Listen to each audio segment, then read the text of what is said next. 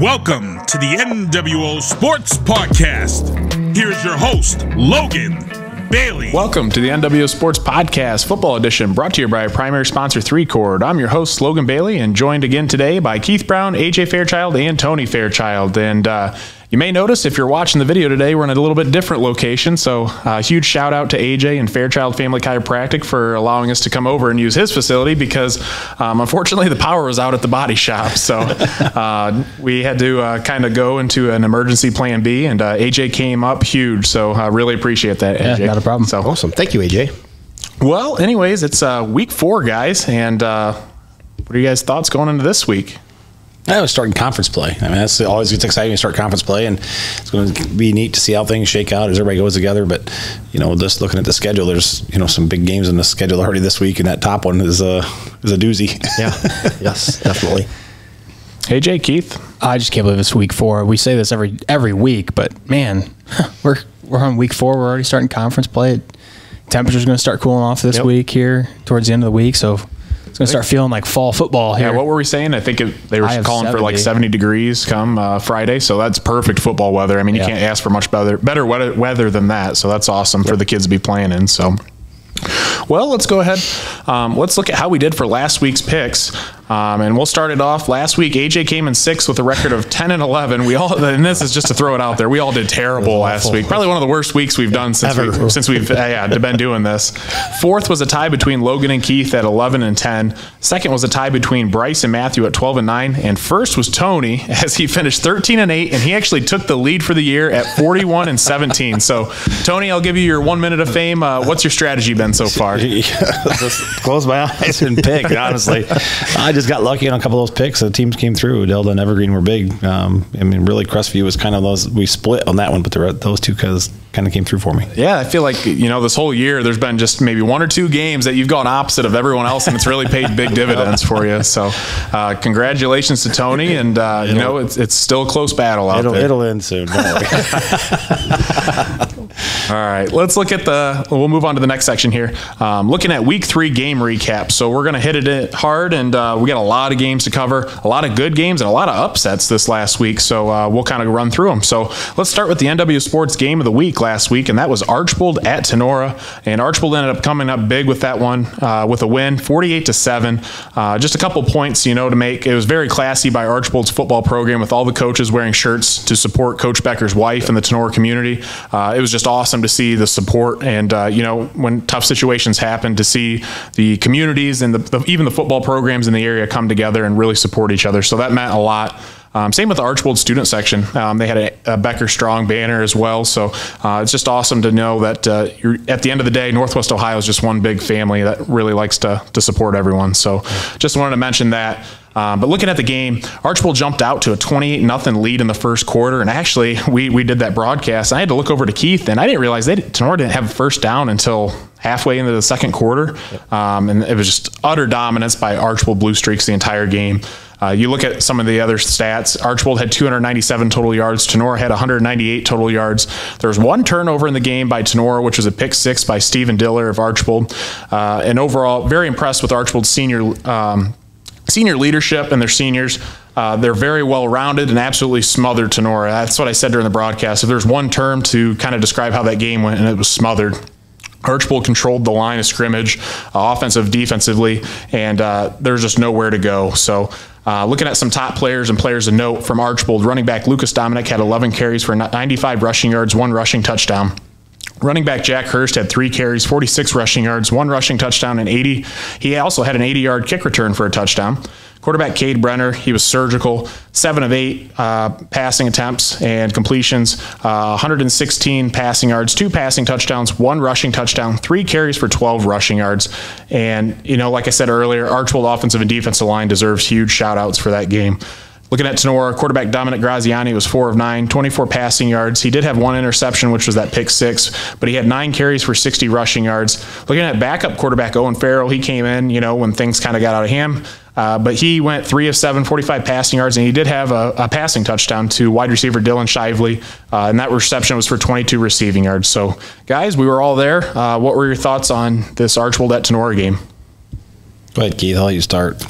First off, as Logan said, Coach Dominic and Archibald, his entire staff, the entire community, student section, everybody on the team was nothing but a class act Friday, from the pregame through the game, even after the game. So thank you, Coach Dominic, and everybody for Archibald for supporting the Tenora and Coach Becker. And very, very rough week for the boys, obviously. I think it kind of showed. Friday night really wasn't much intensity, it didn't seem like, from anybody on the Tenora side. Archibald just came out and took care of business in the first 12 minutes, and there was no question after that. There really wasn't.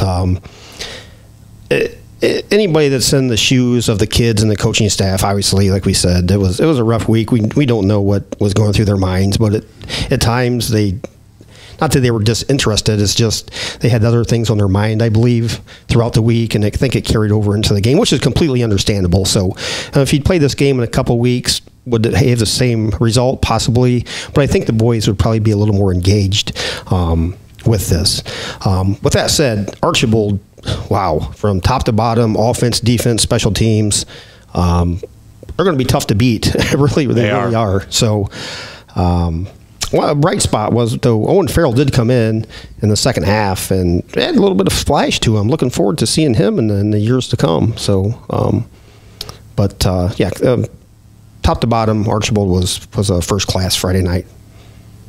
Yeah, one thing we always tend to look at, even in blowout games like what we saw on Friday night, we look at what the teams are capable of as far as fundamentally, are they strong? And Archibald showed that through and through. Their defense was untouchable. I mean, the linebackers were strafing down the line like they should, regardless of what the score was. Their defensive backs never quit, until they got like the JV players in. Was the first time really the passing offense ever really took off. The Archibald just looked phenomenal all the way around. They're going to be a tough team to beat this year, and with Liberty Center being their first conference game, that one's going to be a slugfest. Yep. I think, to just take a step back, when you see the numbers here in front of you, I don't think this reflects how dominant Archibald really was in the game. Yeah. Just one quick point, too. Even going into halftime, Archibald could have easily put another 3 or 6 on the board, and they just kind of ran the clock out. But it just goes to show they had a stranglehold on the entire game. And like AJ said, I mean, Tenora would get the ball on offense, and there was just nowhere to go with the ball. So, top to bottom, Archibald is looking like one of the best teams in the area. Yeah. Well, guys, I'm gonna call it like I see it. Tenora right now looks a little bit like. From week one, the first half was great, I thought, and we can all agree to that. Second half, just totally took a turn for the worse, and after the interception, everything just kind of fell apart in that game. But then, we saw a different team a little bit. At Otsego, they played great. They played more together. They were establishing the run game.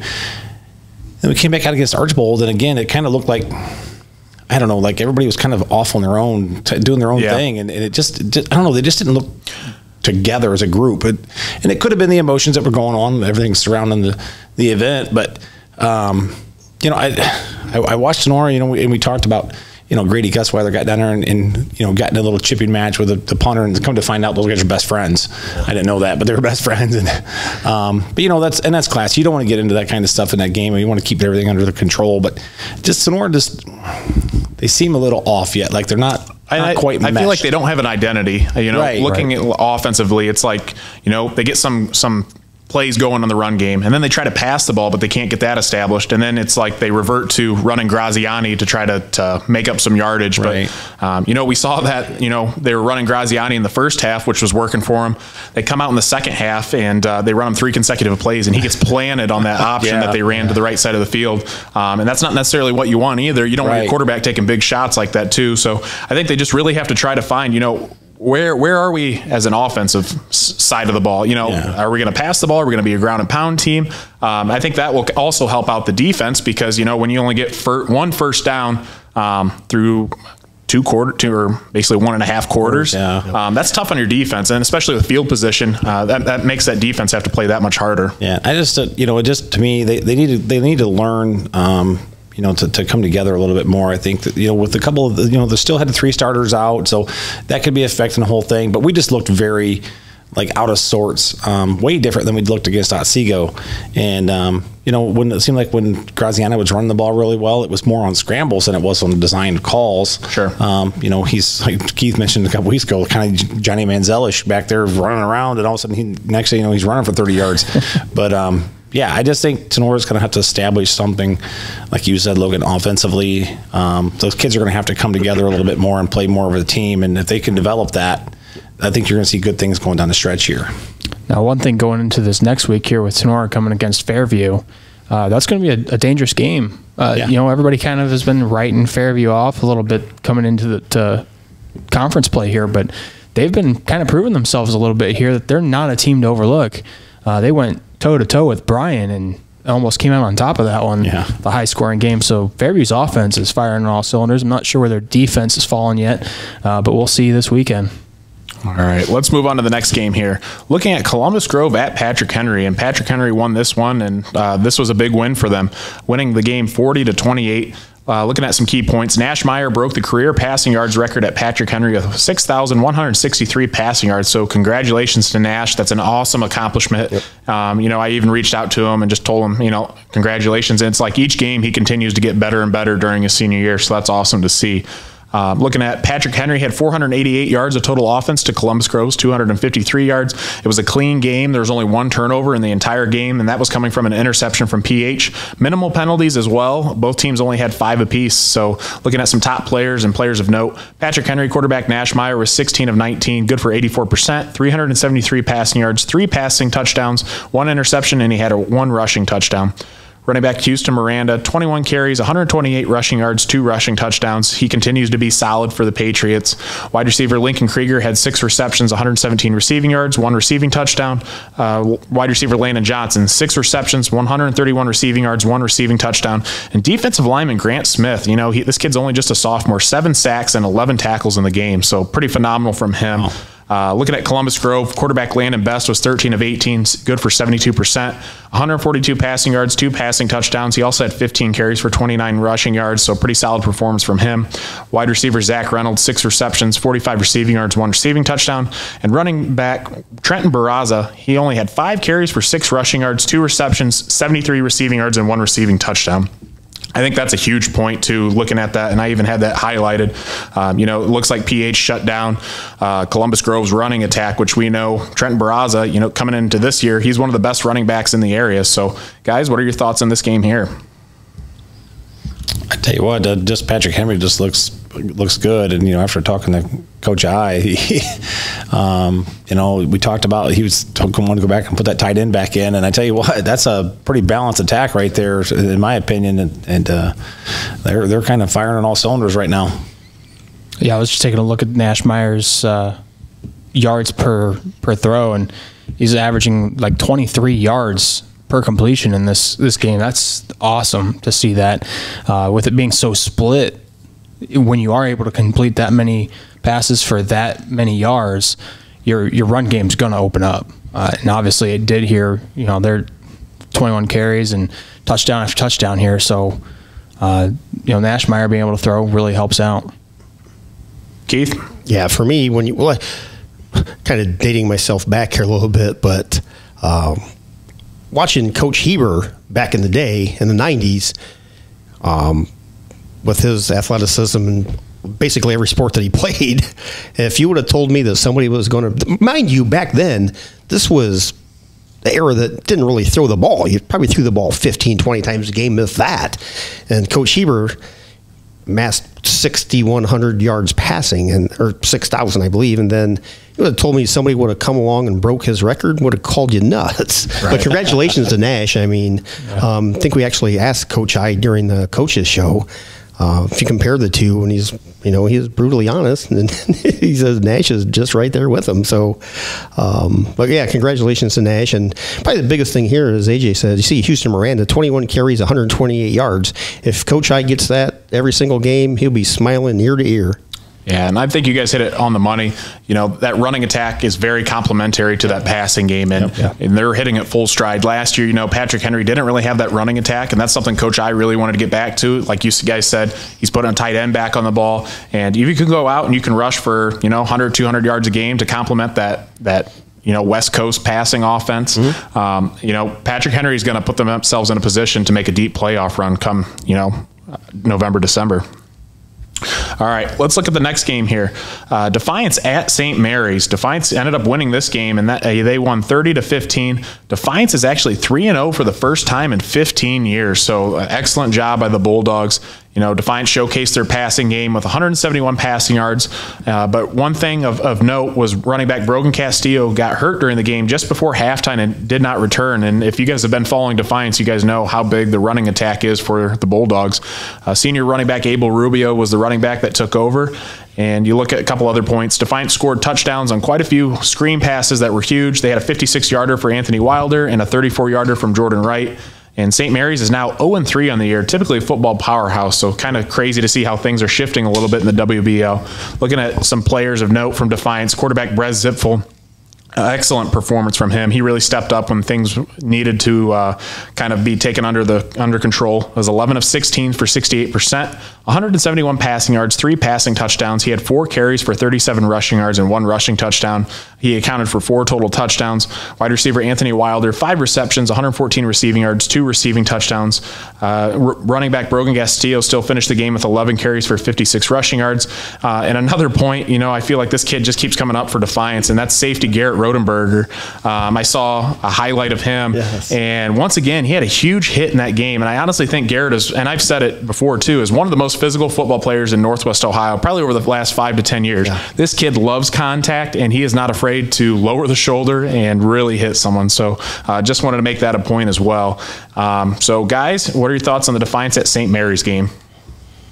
Go ahead, Keith. Yeah, it's great to see Defiance at 3-0 for the first time in 15 years. Just doesn't get any easier for Defiance, though. No, not at all. I mean, 3-0 start, but as Coach says, just take 1 week at a time, boys. All you can do. Don't look ahead. Don't look back. Just concentrate on that week. And Defiance is 3-0, looking for 4-0.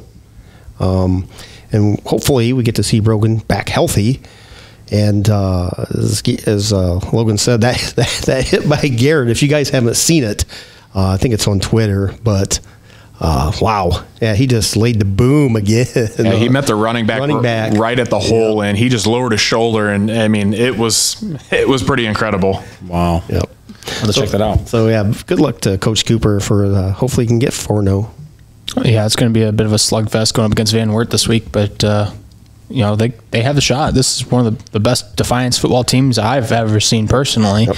I know 15 years since they've been 3-0. It's awesome for Coach Cooper to be able to get them back on track like this, because I know that we've talked about it before, but the community surrounding them is awesome, and it's only getting better as the team progresses. Even if they would come out of this with a 3-1 record, I think they're still making huge strides for the program, and it's going to be awesome to see them continue to grow. Well, I'm talking to my Defiance Football Insider to find out how Brogan's doing. So you see me texting, that's what I'm doing. So it sounds like he's heading to the doctor tomorrow to see if he can be released. So that's good news, it sounds like. No, I'm just happy for Coach Cooper and those guys. They've got things rolling right now. But like you guys said, things don't get easier facing Van Wert this week. And, things just going to keep getting tougher as they roll down the schedule. And like you said, just keep going one game at a time and see what happens. And hopefully Defiance can keep the ball rolling. All right, let's keep things rolling here. Next game, looking at Edgerton at Montpelier. And Montpelier ended up winning this game 38-34 in overtime. And, Montpelier jumped out to an early 21-7 lead after the first quarter, and that score remained going into halftime. Montpelier threw for 298 passing yards, while Edgerton threw for 92. Turnover battle. Edgerton had 2 turnovers. Both were interceptions, and Montpelier had 0 turnovers for the game. Only 2 penalties for Montpelier for 10 yards and 2 for Edgerton for 20 yards. And one of the biggest wins for Montpelier in the last 5 years or so, beating a traditionally good program in Edgerton. So huge win for Coach Robinson over there in Montpelier. Looking at some key players here from Montpelier. Quarterback Hayden Sharps was 14 of 40, so they went out and threw the ball quite a bit this game. He finished with 298 passing yards, 3 passing touchdowns, 10 carries for 45 rushing yards, 2 rushing touchdowns. He had 5 total touchdowns for the game. So what a performance from him. Also had the 20-yard game-winning touchdown run in overtime after a Cam Smith interception. Wide receiver, defensive back, Braden Brink, 7 receptions, 190 receiving yards, 2 receiving touchdowns, and had an interception on defense. And he also set the single game receiving record with 190 yards. Congratulations to Braden. That's an awesome accomplishment. I think the previous record was set back in 2000. So you figure that hasn't been broken for 23 years. So that's awesome to see. A couple other good kids. Wide receiver, defensive back, Cam Smith, 6 receptions, 86 receiving yards, 1 receiving touchdown. He had 1 interception on defense.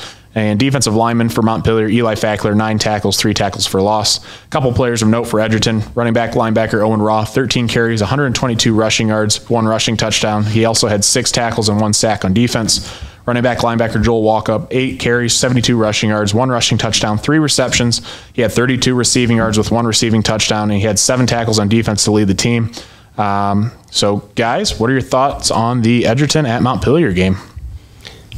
Wow. I mean, just talking, thinking about going to overtime, I know we saw the score and wasn't really sure how it was going to end, but congratulations to Montpelier. I mean, great game, but gosh, threw the ball 40 times. That's a lot. That's not typical Montpelier football. I don't believe, but maybe that's where they're trying to head to. I don't know, but hey, congrats to them for picking up that win. Just kind of thinking about, Braden Brink breaking, well, that's kind of hard to say. Braden Brink breaking a record that stood since 2000. That, to put that in perspective, these kids weren't even alive yet when that record was set. So, 2000 doesn't seem like that long ago until you really start realizing that it's 2023 now. Wow, there are college kids that were not alive at that time. So for him to break that kind of a record, that's fantastic. So congratulations to him. AJ kind of stole my thunder there. I'm sitting there thinking like 2000, that was 23 years ago. That's like, that's kind of a head shaker there. But yeah, congratulations to Braden for breaking that record. But I think I said last week that if Montpelier, I don't think I picked Montpelier, but I said, hey, if Coach Robinson actually can win this game, that could be a, kind of a stepping stone to a positive season. And right now, Montpelier's 2-1. Yeah. So if you're looking to build a program, Coach Robinson is definitely heading in the right direction. Yeah, just one correction real quick. The final score was actually 34 Montpelier, 28 Edgerton. But I actually listened to the post-game interviews, and I think it was B-Rock, 100.9 had him on, and just to hear the excitement in Coach Robinson's voice, and it was almost like it sounded like he was almost shaking, but just to have such a big win, Montpelier's had its tough go-abouts the last few years, but to be on track, they're 2-1. They beat their county rival in Edgerton, so big things to come in Montpelier for sure. That's a quality win for the Montpelier program. All right, let's move on to the next game. This one was a barn burner, looking at Bryan at Fairview, and Bryan won this game 67-46, and this game had over 1,100 yards of total offense from both teams. Bryan outscored Fairview 20-0 in the fourth quarter to win the game. I also believe this game was 47-46 Bryan at the end of 3, so Fairview was right in this game. Looking at some key players, Bryan had running back Sam Harold, 18 carries, 263 rushing yards. The man was averaging 14.6 yards a carry, 5 rushing touchdowns, and 4 receptions for 91 receiving yards. So what a performance from him. Quarterback Jace Kepler, 15-23, 125 passing yards, 3 passing touchdowns, 20 carries, 125 rushing yards, and he had 3 rushing touchdowns as well. Good for 6 total touchdowns. So obviously we knew there's a lot of offense, so there's a lot of spectacular performances.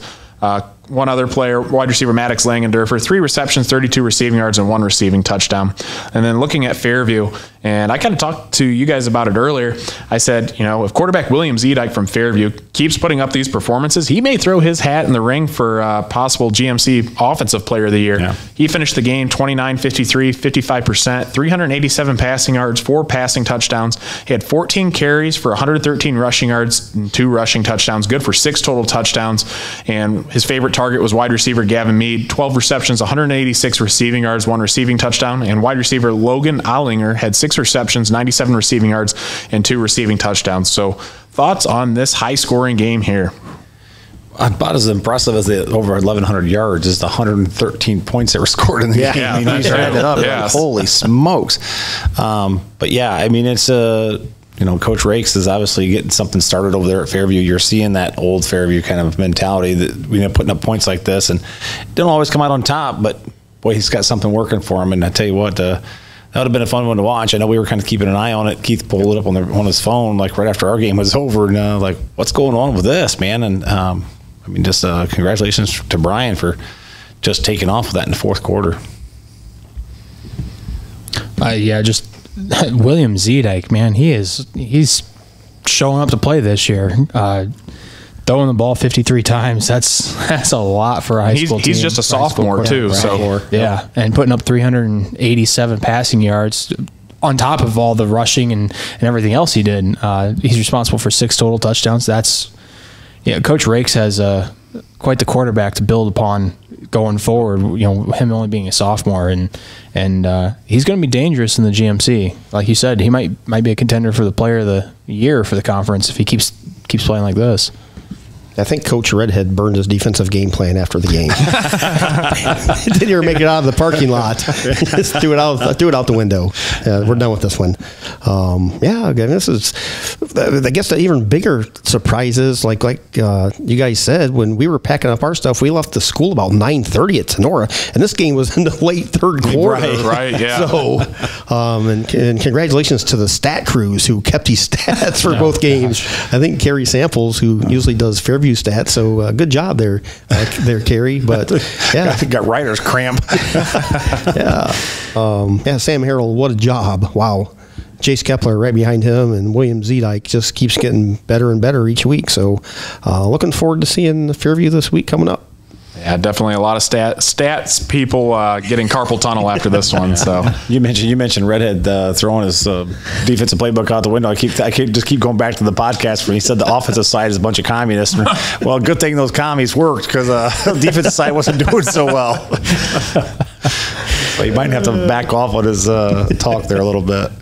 All right, let's keep things rolling. Look at the next game. Crestview at Wayne Trace, and this is a rivalry game. Crestview ended up winning 21-20. Turnover battle looking. Wayne Trace had 2, 1 interception, 1 fumble. Crestview had 2 interceptions, and Wayne Trace was up 20-14 at the end of 3 quarters, so Crestview came back late to win it. Looking at some key players from Wayne Trace, quarterback Kyle Stoller was 17-27, good for 63%, 141 passing yards, 1 passing touchdown.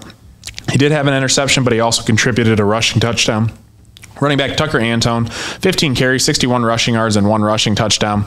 And then looking at a couple of receivers, wide receiver Hudson Myers for Wayne Trace had 2 receptions, 30 receiving yards, and 1 receiving touchdown.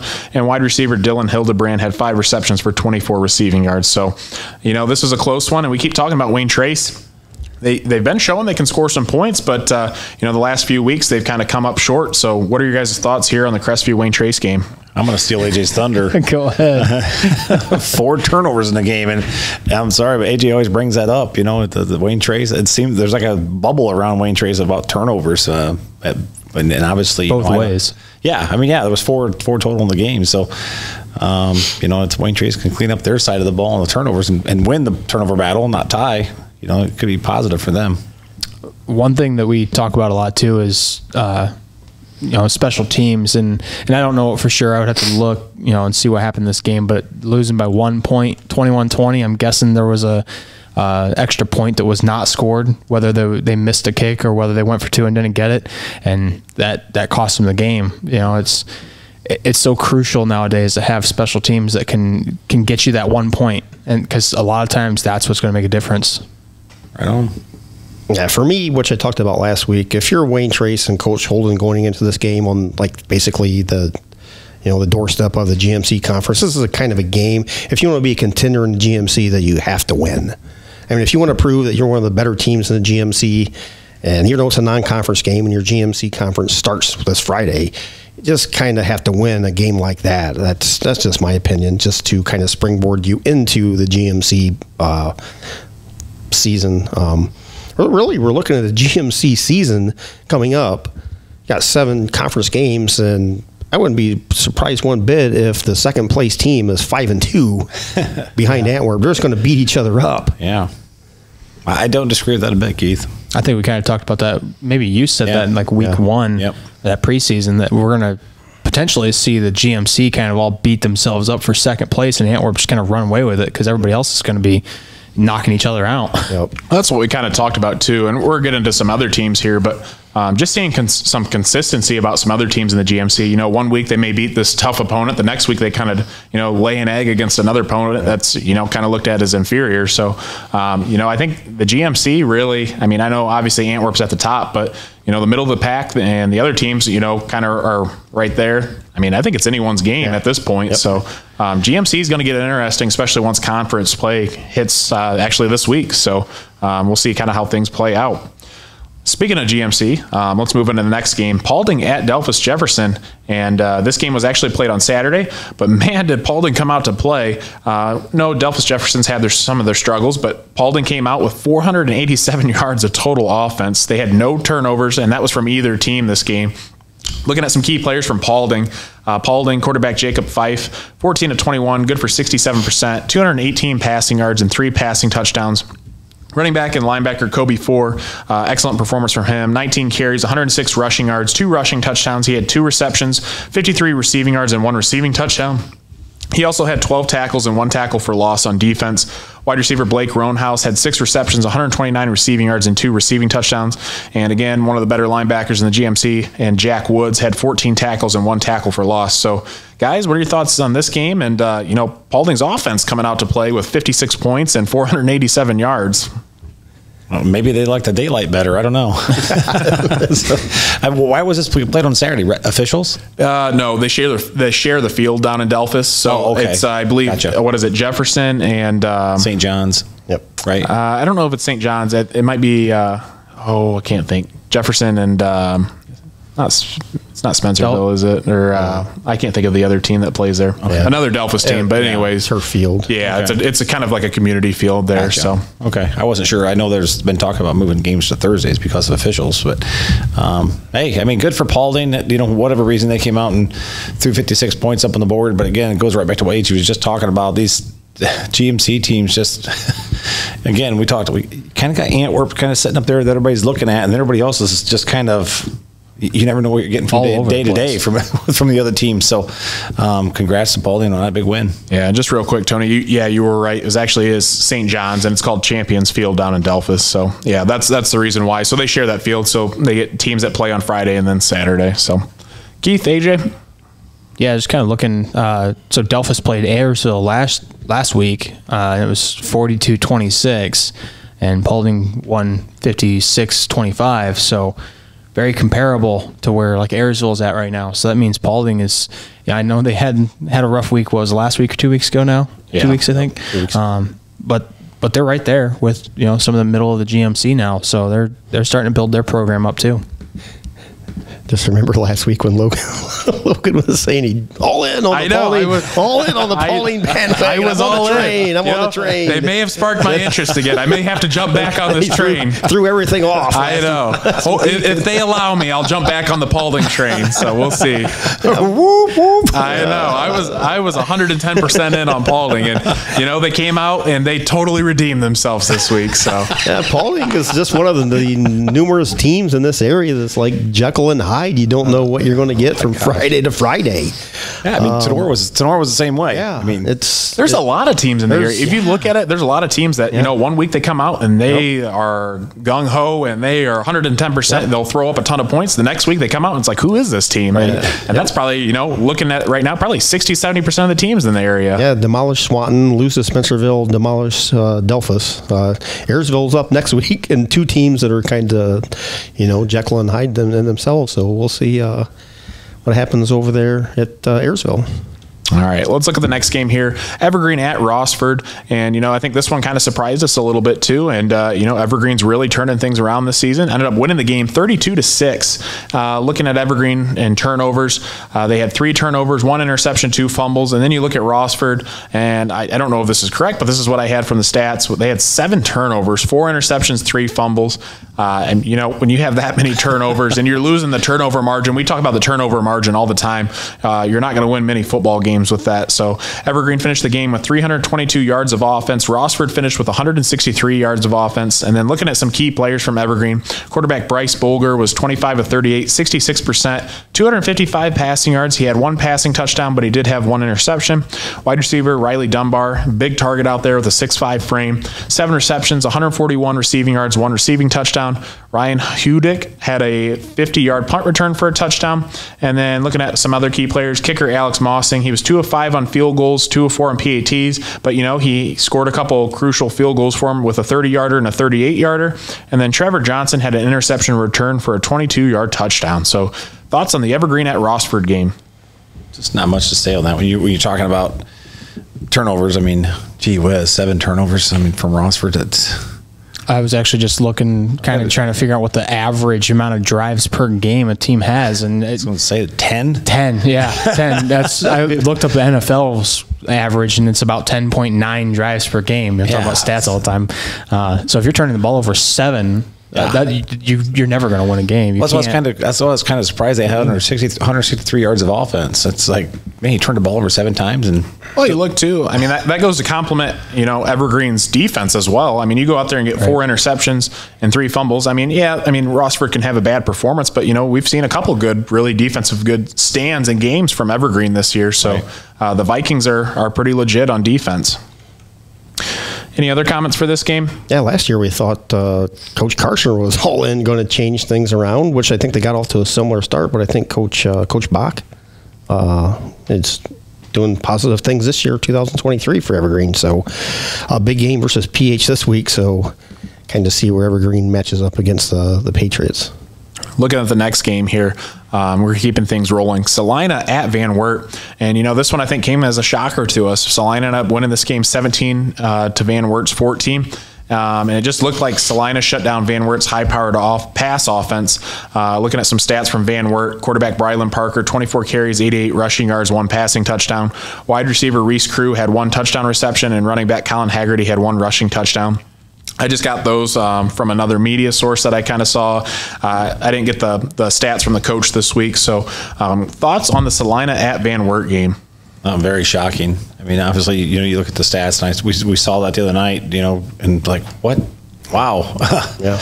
What's going on? So I guarantee you people are going to be looking at that game, the scouting reports are, hey, I want the Salina film. I want to know what they did to stop, Brylan Parker. Yep. So. Yeah, right. Yeah, go ahead, AJ. Defiance is going to be trying to fight for that game film coming in this week, because Defiance is going to be trying to take away that 4, get that 4-0, and Van Wert's going to be a tough opponent, but obviously they are beatable. That's probably one of the more shocking scores that we saw last Friday night, honestly. This in the Fairview and Bryan game. Yeah, I was going to say that one on the Fairview game. Well, it's like we saw, too. Like just last week, Brylan Parker went out and contributed 9 total touchdowns for the game. And then it's just like this week, they got kind of shut down with only 14 points. Mm-hmm. Just not the typical Van Wert team that we're used to seeing. So they've been one team that's always been dominant in the WBL. But, you talk about looking at the Western Buckeye League, we're kind of seeing a shift in things. So, St. Mary's is 0-3. I know we don't cover all of the WBL, but Defiance is 3-0. So that's a total flip-flop, and Van Wert and Wapakoneta, are typically powerhouses too, and they're kind of struggling as well. So it'll be interesting to see how the WBL shakes out. And, Defiance has Van Wert this week, so a huge matchup there. Let's look at the next game. Eden at Hicksville. Eden ended up winning this one 47-20. Looking at Eden, 474 yards of offense. Hicksville, 285 yards of offense. Eden had 1 turnover, which was a fumble. Hicksville had 3 turnovers, 1 fumble, 2 interceptions. And you look at penalties, Hicksville really struggled. They had 9 for 107. Eden had 4 for 30. Looking at some key players from Eden, quarterback Kyler Sapp was 35 of 53, 67%, 427 passing yards, 5 passing touchdowns. And one kind of unique stat was all 5 of those passing touchdowns went to a different receiver, which that shows that, they're really getting everyone involved in the passing attack. And we kind of talked about that with different teams in the area, how it makes it hard to kind of shut that down because, if you don't have one guy that is your go-to, who are you going to try to focus on and shut down when they all can contribute? And Kyler Sapp also finished with 2 rushing touchdowns. And then all those 5 wide receivers that had a touchdown were Radaball, Briggle, Willis, Oberlin, Gallahue. They all had a touchdown reception. And then from Hicksville, quarterback Garrett Turnbull was 14 of 29, 235 passing yards, 1 passing touchdown. He did have 2 interceptions. Running back George Green with 76 yards rushing, 2 rushing touchdowns. Wide receiver Brant Langham, 87 receiving yards and 1 receiving touchdown. So thoughts on the Eden at Hicksville game? We're seeing a lot of games here with, excuse me, a lot of games here with some really high passing yards. A couple of games over 350 or even 400. So the passing was obviously the route to go last week, and Eden was able to come away with the turnover battle as well. So helps him grab that win. looking down the line, like going off this game and then looking down the line, see Eden lost to Antwerp by 30 or so last week. Then you look at the Blue Bombers. This is old school Bombers. Back in our day, they were Blue Bombers. Yeah, I still call them that for just engraved in my brain. But if you look at the Bomber schedule, you wouldn't be surprised if you look up at the end of the year and they're 8-2. I mean, seriously. I mean, well, that's like two, even for, when I put in for the hot takes, everyone submits their anonymous hot take. And some of those that were coming from Antwerp players were saying, like, Eden can very well finish 8-2, 7-3. It just goes to show from a quality team like Antwerp that those kids really respected the players and the coaching staff over at Eden. And, they have some talent. And anytime you have a Bob Olin offense, I mean, you're going to light up the scoreboard. And, they're doing just that. And Kyler Sapp is taking the reins over pretty well in year number 2 at quarterback. So, Eden's going to make some noise this year for sure. I mean, unless you played on defense, which like in our era, I don't know if Tony ever did, but back in my era, like we never faced offense like this where you have to be responsible for 5 receivers that are somewhere out there. And unless you've ever played against an offense like that, and Coach Olin, like at times it's impossible to. It's like the Oregon Ducks offense from a decade ago. You just have receivers, and it's like watching a CFL game. You just have receivers everywhere. Well, it's like they always say too. It's turning into basketball on turf. You get guys out there in open space, and guys are shifty and quick, and they hit a move and they're gone. So you really have to be and. I watched a video the other day, and actually it was Jason and Travis Kelsey. They have a podcast. They were talking the most difficult position on the football field, and they're kind of talking about defensive back. And I think I'd have to agree, because for you to sit in someone's hip pocket and guard them one-on-one, in man coverage or zone, that's hard to do because, all the moves, and you basically have to react to whatever the receiver does. And because you don't know what they're doing. Right, easily, I think defensive back and probably quarterback are probably 2 of the harder positions to play just because, defensive back physically, but quarterback even like mental side of things. But defensive back is hard to play, especially against offenses like Coach Bob Olin and, even Doug Rake's now spreading the field out over at Fairview. So, definitely gonna be interesting. All right, let's move on. Got a few games left here, and then we'll wrap up the game recaps. Next game, Napoleon at Northview. And Napoleon came up just short, 14-17, losing this one.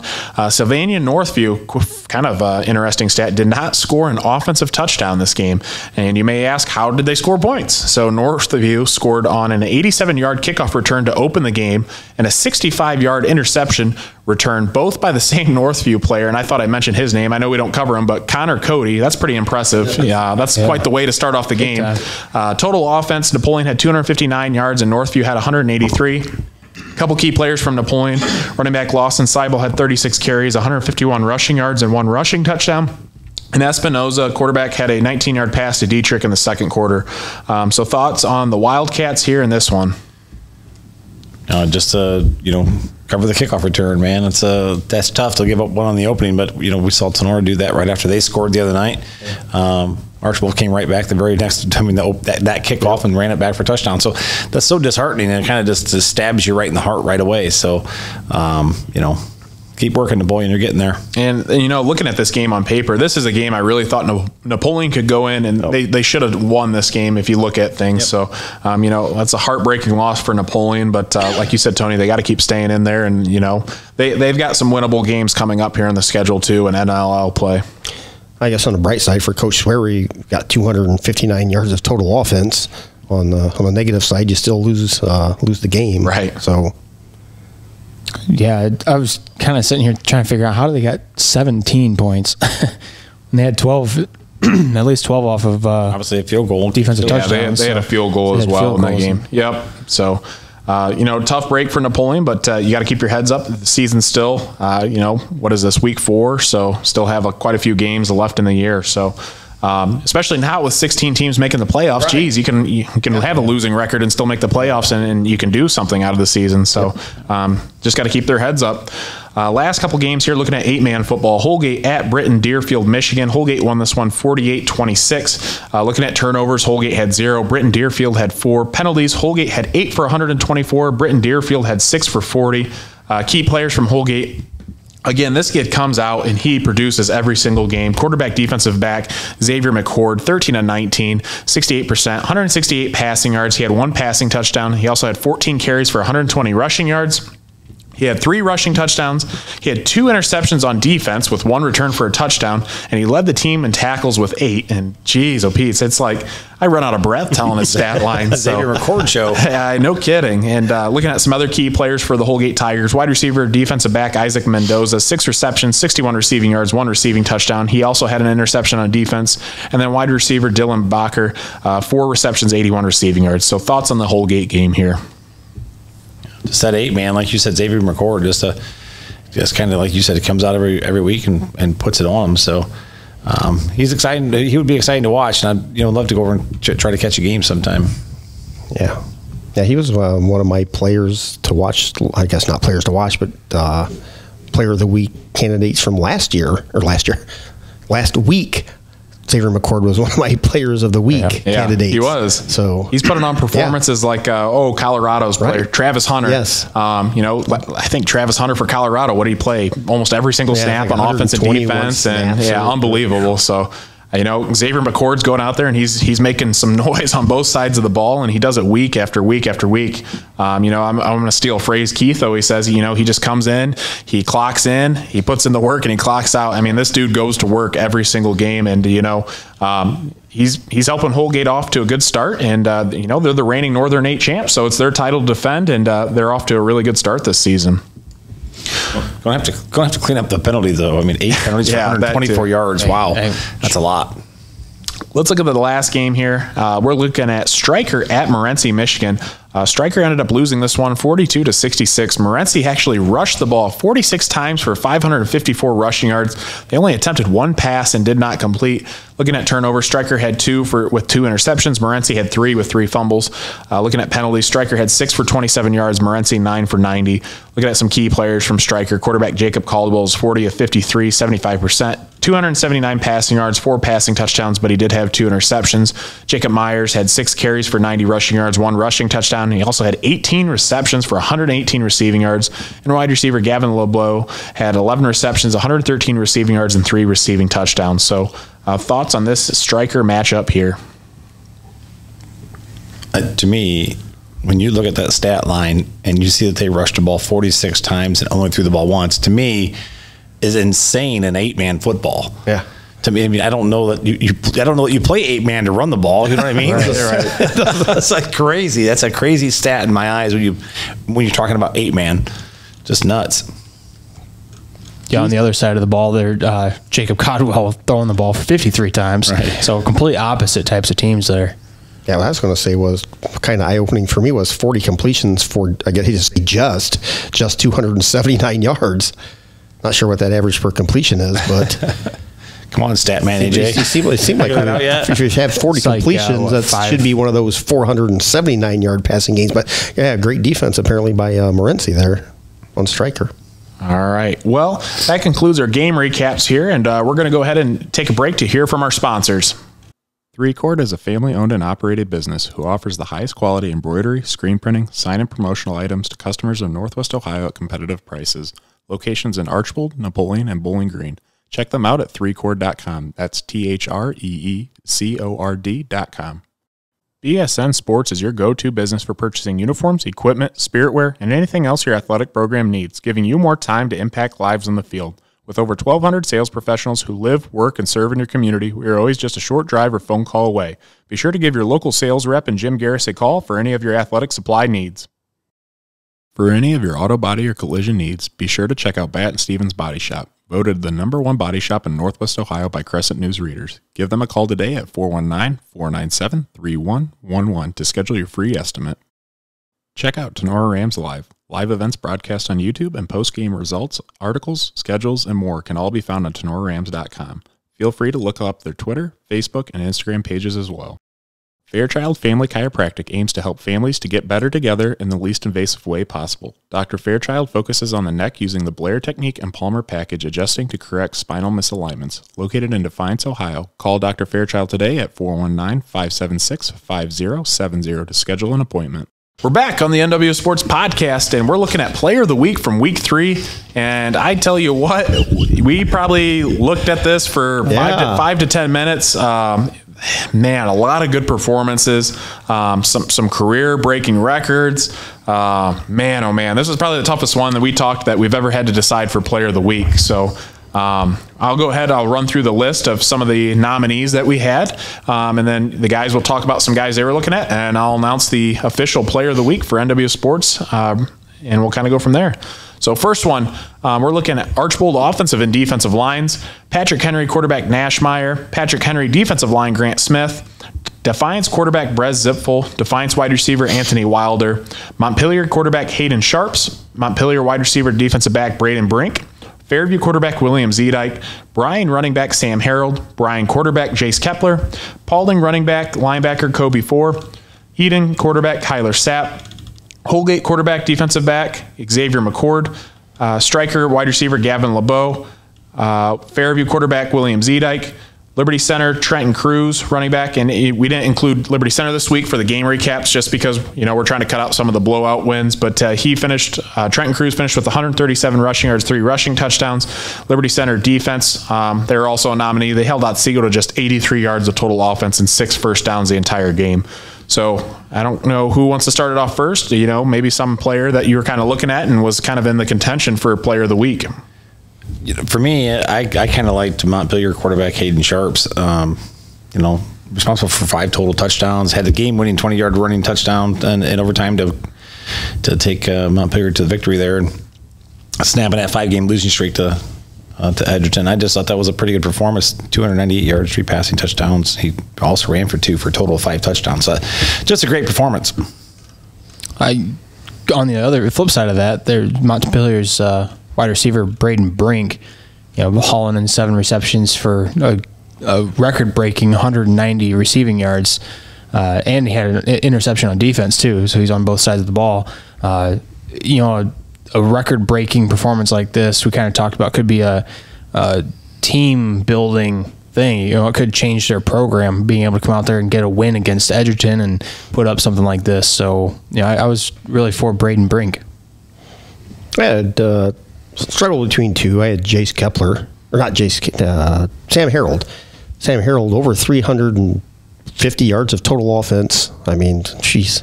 And then William Zedike in the same game, both players. But yeah, both those were definitely my performances that stood out from Friday. And after, we debated and we talked for a long time, we ended up deciding that the Northwest Ohio Player of the Week for Week 3 is going to be Patrick Henry quarterback Nashmeyer. When he finishes 16 of 19, 84% completion percentage, 373 passing yards. He had 3 passing touchdowns and a rushing touchdown. He broke the Patrick Henry career passing yards record. That's very deserving of Player of the Week. And that goes to say a lot after, all these other great nominees, and we ended up deciding him. And what will happen is Player of the Week will end up receiving NWO Sports gear courtesy of BSN Sports. And we also thank BSN Sports for the huge sponsorship that they've provided for NWO Sports and, their awesome support for Northwest Ohio athletics. They do a tremendous job at that. So let's go ahead. Let's look at the next segment here, and we're looking at power rankings for Week 4. And I think this is finally the week. Things are starting to kind of shake out in this ranking. So, again, I'll kind of start from 25, and these guys will roast me and, kind of say their input on where they believe teams should be. So we're going to start at number 25. Coming in at 25 is Swanton. 24 is Hilltop. 23, Hicksville. 22, Ottawa Glandorf. 21, Fairview. 20, Paulding. Thoughts on this group here? Yeah, I think that's okay. Yeah. Just Fairview's performance, I know they're 0-3, but they've had 2 good performances lately. Maybe they could be a little bit higher, but yeah. Yeah, I agree. All right, let's move on to the next section. 19, Edgerton. 18, Delta. 17, North Central. 16, Montpelier. 15, Napoleon. Thoughts on this group here? Nobody else wants to say. Got a lot of 2-1 teams down there between 15 and 20. It's Paulding, Delta, North Central, Montpelier. A lot of 2-1 teams down there that definitely have the potential to climb the ladder, I think. But I just kind of quickly looked up through there. There's a lot of 2-1 teams or 1-2 teams. So I don't know. We'll see what happens this week. And I think a lot of things are going to shake out too. We talked about, I think I said 60 to 70% of these teams have been so inconsistent in their play week to week. And now we're really going to see, you got to see the best out of these teams come conference play, because that's where it really matters. So we'll kind of see how things shake up there. Looking at the next group here, 14 Wayne Trace, 13 Evergreen, 12 Eden, 11 Tenora. Thoughts on this group here? Like you said, these teams are kind of all over the place right now, so it's hard to say whether, that's good or that's bad. Like, I don't know. They could fall anywhere by the end of the season. Being open and honest, Tenora, I know I'm going to get my butt kicked for this, but in my opinion, Tenora could have dropped probably 2 or 3, maybe 4 more places after the performance on Friday night, because they just didn't play well. I mean, they did not look good at all. And then offense was not good. Defense was not good. And I know there was some underlying issues, but I'm not making an excuse for them. They just stunk up the field Friday night. All right, let's look at the top 10 here. Coming in at number 10 is Ayersville, 9 Wauseon, 8 Bryan, 7 Columbus Grove, 6 Patrick Henry. Seeing Ayersville where they're at, and then looking down at Paulding at number 20, they're going to play this week. So we're going to see either solidify those rankings there, or we're going to see a huge flip. Certainly. Coming this first week here. Keith, any thoughts? Nope, accurate. All right. Can you say that again, Keith? Yeah, very accurate. I like it. I thought maybe he would take a little bit of Patrick Henry, but I'm kind of shocked, Keith. You didn't go after him for that one. You're the one, the PH train. It'll play itself out for the next couple of weeks. All right, let's look at the top 5 here. And, some things have shook out here in the top 5. Coming in at number 5 this week is Antwerp, 4 is Archbold, 3 Van Wert, 2 Defiance, number 1 Liberty Center. So what are your guys' thoughts on the top 5? I'm going to go ahead and say it, Keith. You just said it. Well, 2 of these top 5 will take care of themselves this Friday night. 4 of them will. 4 actually. Yeah, actually, yes, 4 of them will. Defiance plays Van Wert, Liberty Center plays Archbold, so yes, they will shake itself out. But yeah, very, very impressed by Archbold. Look forward to, boy, oh boy, we'll have to bring a spare phone or tablet or something and keep an eye on this game on our good friends over there at the Tiger Sports Network, Mark and Spike and his great crew. But looking forward to that game. Yeah, a lot of good games. I mean, absolutely. That Liberty Center Archbold game defines Van Wert's going to be a great game. So, we always talk about all these games, and get out and support these teams, because you're going to see some good quality football. And it's always good to get out in the community. You get to meet a lot of people and talk to a lot of people. So, it's just good overall. It's good for the school, good for the community. So get out and support the kids for sure. Get there early this week for those matchups. Yeah, definitely. Those stadiums are going to fill up quick. So yeah. Where does Liberty Center and Archbold play? Is that Archbold? Well, at least there's some room there. Yeah. We'll have to shuttle them in from downtown Liberty Center. Right. Looking at these top 4, 5, because Antwerp they're not playing like one of the top 5 teams right here, but Liberty, Defiance, Van Wert, Archbold. This reminds me of like a college football playoffs, right? Like coming into the final 2 or 3 weeks of school, or the playoffs there. These teams could beat up on each other a little bit, but is it really going to change their ranking much? Because they're all good teams, and they're all going to beat on each other a little bit. Yeah, right. So you might see a couple of them drop a little bit, but they're not going to go far. Yeah, you might see a flip. Yeah. You might see a flip, but you're not going to see them. They're not going to go far, though. Unless they got completely blown out. Yeah. But I tell you what, Liberty Center, like you guys didn't go out and watch them. Liberty Center, Archbold, 2 very classy coaches. Oh, yeah. Defiance as well. I don't know Van Wert's coach, but got to meet Coach Cooper, and great coaches there. It's just a lot of good programs. Yep. All right, we're going to go ahead. We're going to take a break to hear from our sponsors, and we'll be right back. Crystal Vasquez of Amerimaid Realty is a top real estate agent in Northwest Ohio. Crystal's compassion and enthusiasm allow her to find that special property or house just for you. Located in Bryan, Ohio, give her a call today at 419-799-1243. Jimenez Basketball Academy strives to create an atmosphere to cultivate basketball fundamentals in Northwest Ohio youth athletes, offering one-on-one sessions, group sessions, speed and agility training, and much more. Located in Pettisville, Ohio, call Coach Jesse today at 419-551-8105. The Drop Zone Pizzeria is the #1 voted pizza restaurant in the region. Check them out for pizza, wings, subs, and more. Located in Ayersville and Stryker, or ask them about their traveling food trailer. Optimal Performance Fitness is your go-to gym in Northwest Ohio, providing group fitness classes, personal training, and sports performance sessions for area athletes. Located in Napoleon, Ohio. Give them a call today at 419-438-7265. We're back on the NWO Sports Podcast, and we're on to our favorite section of the whole podcast, and that is the hot takes, and that is presented by BSN Sports. And I had to lead this off with a comment that was sent in to us. So obviously these are all fan submitted, and if they're on Instagram, it's anonymous. So this person said, I understand these are supposed to be hot takes, but these are really hot. So I kind of had to laugh at that. So because these were some good ones. So we're going to get things rolling. First hot take is Montpelier is better than everyone expected and will win 6+ games this season. You look at their current record, they're 2-1. They still have games against Cardinal Stritch. They're currently 1-2. Sand Creek, Michigan, 1-2. Eden, 2-1. Van Loo, 1-1. Northwood, 0-3. Ottawa Hills, 3-0. And Hilltop, 0-3.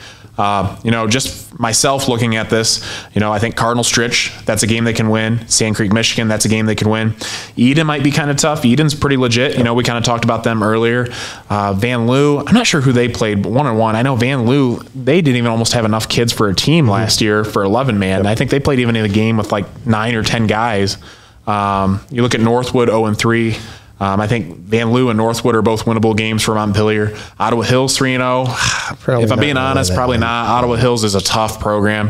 And Hilltop 0-3, I definitely think that's a winnable game for Montpelier. So from myself, I think for sure 6+ wins this season. Montpelier gets on the board and they finish the year with 6+ wins, probably a playoff berth too. I think so. What are your guys' thoughts? Enough said. I think you're right. Yeah. With the schedule that you posted up there. Yeah, it's definitely possible they can come out of there with 7 wins and like you said, probably make the playoffs.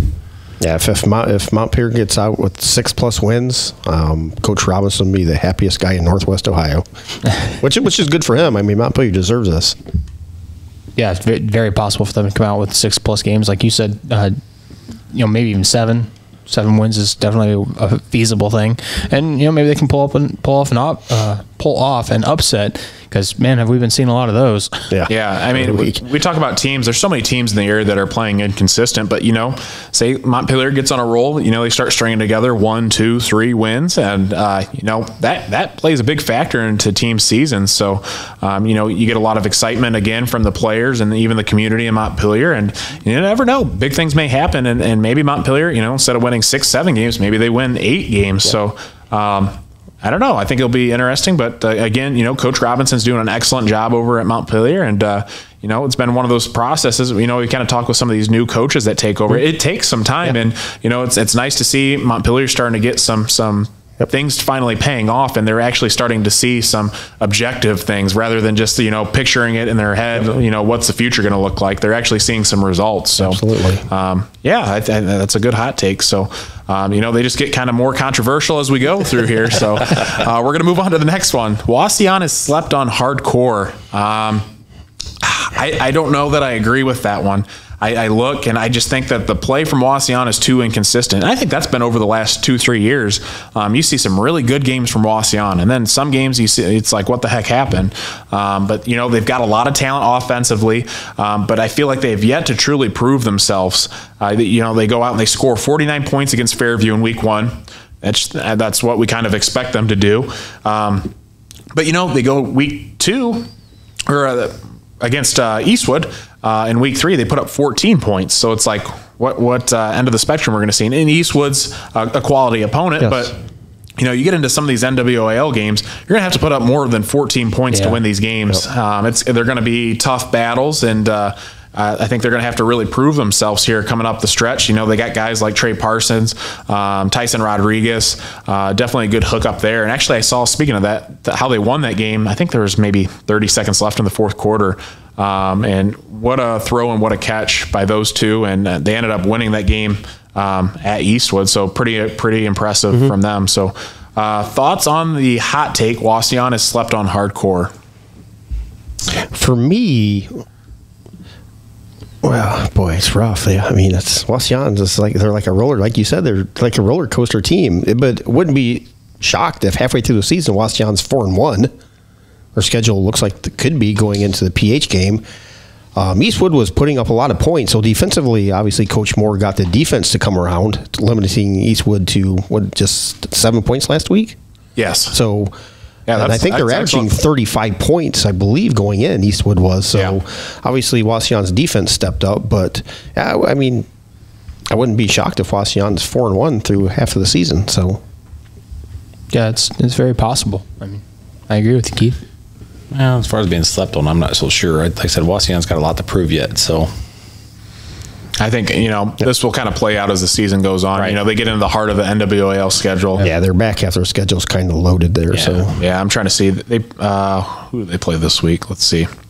Wasion plays Swanton at Wasion. So, I think looking on paper, we kind of know how that one may play out. But again, Wasion's got to work on the little things. We talk about, in situations where, things may be kind of lopsided in play, score margins, things like that. You still got to go out there. You got to produce. You got to play clean football and really kind of hone in on the maybe your weaknesses on the team. So overall, I think Wasion's got to play with some consistency to really kind of prove themselves this season.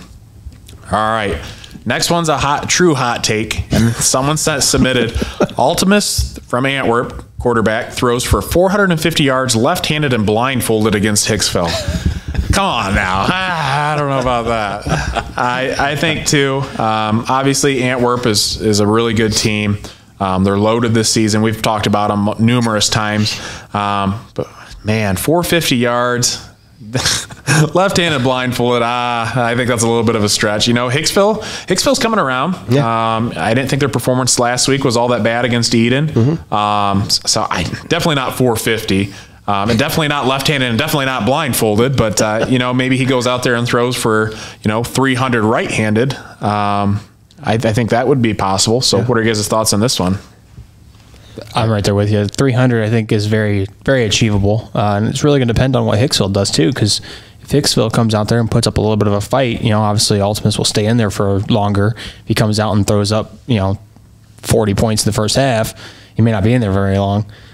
So it really kind of depends on what Hicksville does on the other side of the ball to be able to put up something like 450 yards. But 300, definitely possible. yeah, I don't think you could throw for 5 yards left-handed blindfolded. So, yeah, I was kind of ignoring the whole left-handed blindfolded part. Just the yardage is possible. This is one of those we just have to discuss because it's on here. Yeah. But, again, Coach Hale's probably just looking to get out of this game without any major injuries. Heading into the game versus the Rams in a week, 2 weeks, I guess, as of today, but close to 2 weeks. Yeah, ultimately, going to be in there long enough to throw for 450 yards. He'll be done by halftime. Yeah, I agree with all you guys. So I just had to throw this one in there. That was kind of a true hot take, and someone was trying to take a stab out there with a controversial topic. So sorry for Hicksville fans, but I think that's a done deal. All right, let's look at the next one. Some of these we'll get into some good conversation. The next hot take is the NWAL is the best league in. Let me see here. For some reason, I can't see it. Northwest Ohio. Yeah. Northwest Ohio, without question, regardless of division. I'm going to say probably yes. We're talking football here. I don't know. I mean, you can throw in the NLL, but true. I don't know. I guess it's what do you look at? Because when you talk about Northwest Ohio, yeah, you're probably not talking about the WBL because it's more than Northwest Ohio because you're getting Walpock. Same way with MAC. The MAC is a little bit lower. So the MAC's lower, but so you're talking about teams in the Northwest Ohio area. So you're talking about Defiance, but they play in the WBL, and I don't really consider that the Northwest Ohio League. Like leagues, I look at Green Meadows Conference and NWAL, the TAC probably. Yeah. NLL is kind of up in this way even, but there's a lot of Toledo schools, which, I mean, that's still Northwest Ohio. They don't have the BBC anymore, do they? No, that's basically, they kind of split up. So, okay. Yeah. So, I mean, so you're basically comparing that to the GMC or the NLL. And you have the NWC too, which, I mean, that has kind of gets further south too, but. So, I mean, to me, yeah. I mean, probably, regardless of division, I think the NWAL is the best. They could probably, you don't take the Swantons, you don't take the Evergreens, but you take the Liberty Centers, the Archbolds, the Bryans. They can go out and compete. I think they're going to be able to compete in any of those, the other conference, the NLL, or I think we had this last week, but I think they could compete in the WBL. So yeah, agree. AJ? Oh no, I totally agree with that. I think the only other division that, I mean, it depends. I know the Northern Lakes League, it's obviously in 2 divisions, and you have the bigger schools and the smaller schools. 100%, I think it's better than, I can't remember what the smaller school division is in that. I think that any of those teams could go in and compete in the smaller division with some of those schools. If you're talking football, the bigger division, I mean, that's tougher. You get some Anthony Waynes, you get some Perrysburgs.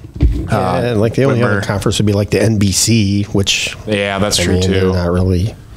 No, you get a couple quality teams from there, but overall, look at year in and year out. They're NWOL so consistent with their play, with the teams that produce their playoff runs. I think I'd have to agree with it. Yep, agree. Now, kind of piggybacking off that one, someone also sent in the NLL, so the Northern Lakes League, is 100 times better than the NWAL. So I just kind of touched on that too. It's so hard because you're not comparing apples to apples. You're comparing apples to oranges. The NWL has smaller schools. The NLL is split into 2 divisions. But like I said too, I think if you look at the smaller division for the NLL, the NWL definitely competes with that. And I think I would take the NWL over them. But at the same time, it's hard because all these schools you're looking Division 4, 5, 6, 7. And against teams, if you take the bigger division from the NLL, you get Division 1, 2, and 3. So it's like, how do you compare those teams? You look at raw talent. I don't know. They both have really good kids and athletes. So I don't know. What are you guys' thoughts? I would disagree with 100 times better. I mean, they might be a step up on the NWAL if you're talking about the bigger side of that division. But, like you said, the lower side of the NLL, a lot of those teams could definitely compete. Archbold, Liberty Center, Patrick Henry, those guys could go over there and fight. But yeah, when you're talking like somebody like Perrysburg, it's kind of like a totally different level to go play there. Right. Well, but you talk about the Archbolds and Liberty Centers. I think they could compete against the Perrysburgs and maybe even the Anthony Waynes. I mean, I think because you look at their sideline, they got 65, 70 kids on their sideline. Very true too. They're going to match up and be able to go 2 platoon and that kind of thing. And they're definitely not 100 times better. I think the NWAL could compete against a lot of those teams. Yep, agree. All right, let's move on. We talked about a lot of the NWAL, so we get into the GMC here a little bit. Next hot take is Fairview beats Tenora or keeps it within a score. And we kind of referred to it earlier. Quarterback Fairview, William Zedike, is playing lights out right now. And I mentioned to it, I mean, he is honestly throwing his hat in the ring for GMC Offensive Player of the Year. So I listened to the last little bit of that Fairview-Bryan game, and you just hear about the scoring. Obviously, they got to work on the defensive side of things, but man, oh man, Tenora's coming off a tough loss. Fairview, I know they say there's no such thing as moral victories, but I mean, if I'm Fairview, I'm looking at things and I'm taking that for a win, because if you're playing head to head and toe to toe with Bryan through 3 quarters, and Bryan's a very good team. I think if you're Coach Doug Rakes over there right now, all those kids are excited. You're coming into this game. This has always been kind of a rivalry game. You're playing this game at home. If I'm Tenora, I make sure I do not overlook Fairview one bit, because if you do, Fairview is going to make you pay, and Fairview will score probably 50 points if you do. So thoughts on this hot take here? I definitely think this is plausible. I hope it doesn't happen. Right. Obviously, rivalry with Fairview, but definitely a possibility if Tenora is not careful. Yeah, I agree. I said it many times. I think the Fairview rivalry with Tenora replaced Ayersville probably a decade ago. Honestly, you've got the victory bell for Tenora and Ayersville for football, but on the field, these two schools, oh boy, there's a lot of tension. I remember a couple years ago, I think, going through the handshake line, kids were they were breaking out in fights, and the coaches were having to pull kids off, and kids were fighting with coaches, and it's like, what in the heck? Fighting with the refs. Fighting with the refs. A very intense rivalry. It has been for 10, 15 years. There's a lot of energy in this game, and I think we're going to see it full bore come Friday night. I think that rivalry really started back when like Hammersmith was at Tenora. Who was the quarterback for Fairview? Is it Radcliffe? Yeah, Radcliffe. Yep. I think that rivalry really took off at that point. I know things kind of started getting nasty between Tenora and Fairview around that time. No, we've always hated Fairview. Well, we have, but it's kind of been lopsided. We hated Fairview when we played. It was just, it was kind of back when I played. Fairview was, people talk about Ayersville and Tenora being a rival, but honestly, it was the Fairview was more for me because, I grew up, actually the road I live on now is the dividing line between Fairview and Tenora. And so the kids that across the road from me all went to Fairview, so it was always kind of a thing for me anyways. But, Ayersville was so good back then. When I played back in the late 80s, they were good. And, it was kind of like, not beating Ayersville, but you got a chance to beat Fairview. So Fairview was always a game where you wanted to go in and just slugfest it so you could try to beat somebody. But I'll keep my comments about the game when we go to do our picks. Yeah, same here. So we'll kind of get into that more for our game picks. Looking at the next one, any GMC team would get killed by Defiance almost any year. I looked at this and I said, all right, come on now, let's go back to reality. So obviously we know Defiance is legit this year. They knocked off Wapakoneta. They knocked off St. Mary's. They won the River rivalry against Napoleon. So they're 3-0. By far, I think, I kind of mentioned too, I think it'd be interesting to see, how does Defiance compete against an Antwerp this year. But, historically, you look at, Defiance has had their down years over the last 10, 15 years too. And if you take the top GMC team, 100%, the top team in the GMC could go out and probably compete or beat Defiance. Yeah. But this year, a little bit different story. So what are your guys' thoughts here? I want to jump in on this one right away. The years that you played, Logan, and AJ, you guys played when you guys were really good and you guys made your state runs, you guys would have kicked the crap out of Defiance. Oh, yeah. I so Defiance, don't get on your high horse because you're winning games this year, right? I want to call you out. So I'm excited you're having a great year. Keep it going. But don't say that you can, and there's not a GMC team that could beat you because just because you're having a good year. And that's the thing too, like people forget. So, obviously I think this year the GMC's down a little bit, but you go back historically, Fairview had their runs just a few years ago. Yep. Tenora, when we were playing at Tenora, we made a couple state semifinals. Just before us, Hicksville had a couple state semifinal berths. So there's a lot of good teams. Ayersville had a couple of really good teams too. So I don't know. Did I say Wayne Trace already or no? Wayne Trace was Wayne good. Trace, Antwerp, currently. So, you can go down the Edgerton line. even. So, all these teams, they've made deep playoff runs, and every team goes in spurts. But to say, Defiance would kill any GMC team, almost any year, I don't know about that. Obviously Defiance plays in a WBL, which is probably a tougher conference, if we're being honest, than the GMC. Right. But at the same time, there's some good talent in the Green Meadows Conference.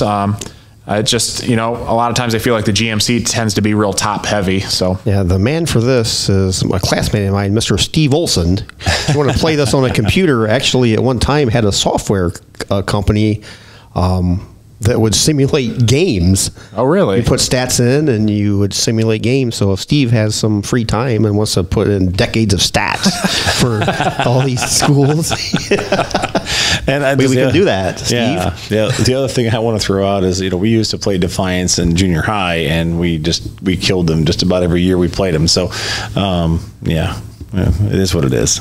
Yeah, I don't know. Like I said too, I don't think they kill teams. I think it varies year to year, and every team goes in spurts. So I just thought this was a funny one because this is a true hot take. So hot takes are they're meant to cause some good conversation and be kind of controversial. Yep. So I cracked Defiance last year. I'm not afraid to crack them again.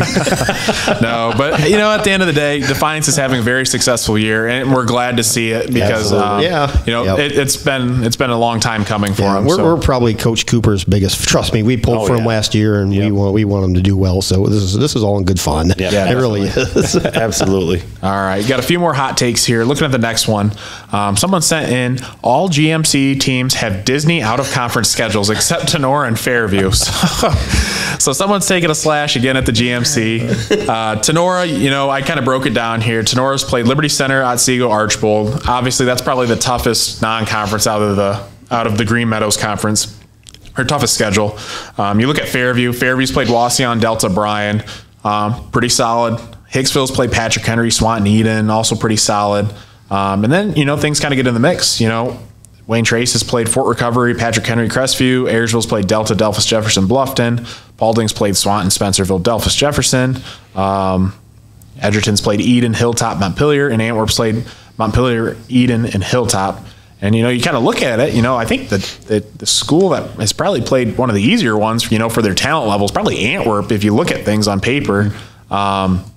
You just kind of think that, Antwerp, being this year very senior-led team, they return most of their starters. You think they'd play, a little bit tougher competition. But at the same time, you schedule these games in advance. And usually, 2-year contracts, I think, for most of them. But, I think you look at the thing now, you really don't have to play tough games anymore. As long as you win and you take a couple of those with 16 teams per region, it changes things. In the past, you had to kind of schedule some of those non-conference tough games, like Tenora, like playing Liberty Center, because if you won Liberty Center, you're probably going to be number 1 through 3 in the region with all the points that Liberty Center gets, or vice versa. So those were big point games. But now, like I said earlier, you can literally have a 4-6 record. I think Evergreen almost got in last year with a 3-7 record. So, what are you guys' thoughts here? For me, it's the state is the one who wanted the extra teams in the playoffs. I don't think the coaches did per se. I believe they did a poll on that. I think the Ohio Coaches Association, I think most people, they didn't want the expansion to 16 at least. Yep. And this just is a product of that for the most part. Your 3 non-conference games, for the most part, the teams that are just starting conference play this year are basically like your preseason games. Similar to college football. You schedule a couple teams that you can beat just to go through the reps and whatnot to get prepared for your conference season. But back when you guys played, if you were not in that top 8, you were home listening to the games on the radio, or you're going to Napoleon or Defiance to watch them. So these really don't. Obviously, Tenora and a couple other teams on there, pretty tough kind of non-conference schedules. But you're not going to get too many points out of these. Which, if you're one of the 16 teams, it really doesn't matter anymore. So, go ahead, AJ, if you want to say something. Oh, I was just going to say, Antwerp reminds me of like Alabama. You stole my thunder there. Yeah, well, I was looking at you to say something, but playing a pretty easy early season schedule here, but Alabama always comes down as a really good team to beat, and Antwerp's going to do the same thing. They're going to come out of the first 3 games here and then go right into conference play, ready to fire. Do you need to play really tough teams anymore? Not really. Kind of keep yourself healthy and in shape, I guess. Yeah, it's going to 16 teams, in my opinion, has kind of watered down the first 3 games. Yep. It's a double-edged sword, right? Coming from the coaching perspective, if you want to beat the best, you got to play the best, so you got to get used to playing those type of teams. But when Sonora played Liberty Center, we came out of that game with 3 kids hurt. Yeah. So that's huge, right? So you get your kids hurt, and you're trying to find that happy medium where you're going to play good competition, give yourself some work, but yet, stay healthy. So it's a lot different than in football than it is in softball, obviously. But you want to stay healthy, but you also want to play some good competition to see how you really stack up. Yeah, I agree. So you play the cupcake schedules like Alabama and Michigan, and I'm gonna crack Michigan, and at the beginning of the season, and I honestly in college football, I crack Alabama because they play a cupcake team like week 9, right? So.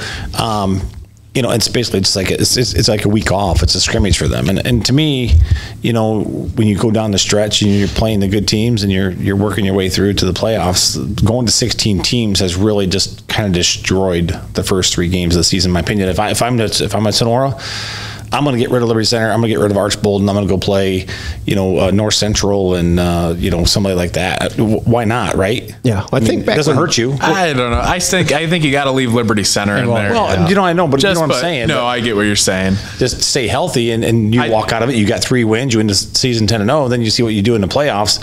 Yep. You may not be able to match up after you've played all these cupcake teams, but And I don't mean any disrespect when I say that, guys. Well, I think you're exactly right on finding that happy medium. It's not playing teams that you're winning the game 50-0 each game, but it's you maybe play, like if you look at Tenora, you play Liberty Center. Otsego was a tough fought battle, and Otsego's having kind of a down year, but they're still a tough team. Archbold, excellent. So maybe take one of those three and then find a couple easier games. But again, it's all a balancing act now at this point. Like when you played, Logan, I think for a couple of years there, you went down and played Parkway, but then that's when you depended on Parkway to win a couple MAC games to give you points. Right, yeah. Like later in the year, you don't want to be sitting there, going into week 9 or week 10. Like you keep looking to see what Parkway's doing because you beat them in week 3 and they play in the MAC. So it just reminds me too, like when I played, our on-conference schedule was Liberty Center. It was, Delta, and it was Wauseon. So that was when, Delta and Wauseon were both, they looked at like 7, 8 plus wins a season. And obviously Liberty Center has always been Liberty Center. In the one year we beat Liberty Center, we beat Delta. I think we ended up losing to Wauseon, but we relied on those points because, like Keith said, you couldn't get into the playoffs. But now, the whole outlook has changed, and I think it's kind of for the worse because I think it does kind of waters down the playoffs, and it's at the end of the day, I mean, I hate to say it, but I think it's a money grab, obviously. Absolutely is what it is. And I think we could talk all night on this too, which we'll wrap it up. But you look at things, and it just drives me nuts because in Division I, you had in one region, a team with 0 wins made the playoffs. Football was always the one sport that, it was kind of an honor. It was a privilege to make the playoffs.